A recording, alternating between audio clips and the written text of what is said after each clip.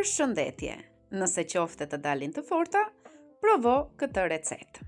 Për të përgatitur këtë recetë, do na duhen 600 gram mish i grirë viçi, 1 kokër vezë, 1 qep e grirë në rende dhe 1 thelb udhër, erza sipas dëshirës, galet ose thërri me buke. Do t'i shtojmë të gjithë përbërësit në një tas, 1 nga 1.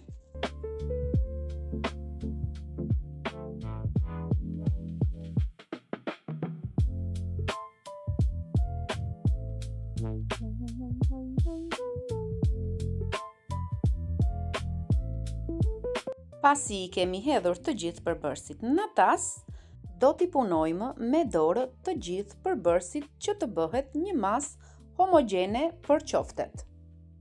Pasi kemi mbaruar me punimin e brumit të qofteve në një tavë xhami, do hedhim vaj dhe do fillojmë t'i vendosim qoftet duke ju dhënë formë rrumbullake 1 nga 1.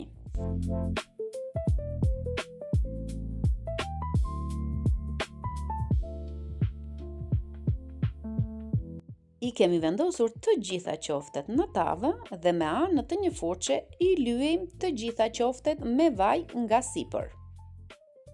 I fusim në furrë në 180 gradë për 20 minuta. Tani qoftet janë pjekur dhe do fillojmë të përgatisim salcën.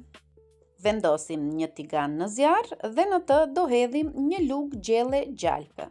Pasi gjalpi ka shkrirë, do shtojmë 3 lugë gjelle me miell gruri. Do t'i trazojmë së bashku me anën e 1 lugë druri derisa mielli të piqet dhe të marrë një ngjyrë të artë. Pasi mielli është pjekur, do shtojmë në të erza si vegeta, piper të kuq, rigon dhe piper të zi.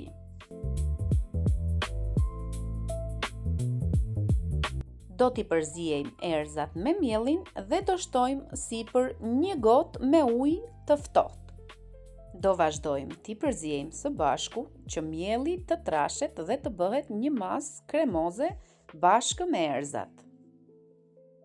Mielli tani ka filluar të trashet dhe në të do shtojmë domate të grira në rende ose salcë domateje sipas dëshirës.